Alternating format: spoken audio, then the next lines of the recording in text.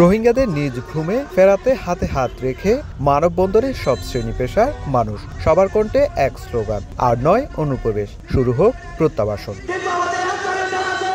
শুক্রবার বিকেলে কক্সবাজার টেকনাফ সড়কের ফালংখালী স্টেশনে মিছিল ও মানববন্ধনের আয়োজন করা হয়। রোহিঙ্গাদের প্রত্যাবাসনের পাশাপাশি ৭ দফা দাবি জানান বক্তারা। অভিযোগ করেন, রোহিঙ্গাদের কারণে দিন দিন অপরাধের অভয়ারণ্য হয়ে উঠছে সব ক্যাম্প। এতে আতঙ্কে দিন কাটছে স্থানীয়দের। যারা রোহিঙ্গা বর্তমানে আসতেছে তাদেরকে রুখে দিতে হবে, কারণ এখানে আমাদের যারা ক্যাম্পের ভিতরে আসছে তাদের এখানে যথেষ্ট পরিমাণ জায়গা নাই। বর্ডার সাইডের হচ্ছে যে ধরনের অবৈধ কাজ কারবার, মাদক থেকে শুরু করে সবকিছুতে হচ্ছে তারা লিপ্ত হয়ে গেছে।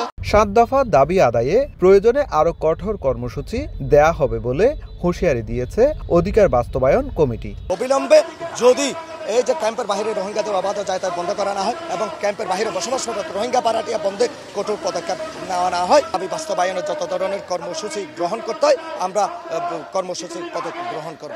এনজিওগুলো একটা আপনার আইনের মাধ্যমে চলতে হবে, নিয়মের মাধ্যমে চলতে হবে। এখন এখানে তারা যেভাবে ইচ্ছা কে কি করতেছে কোনো হিসাব নেই।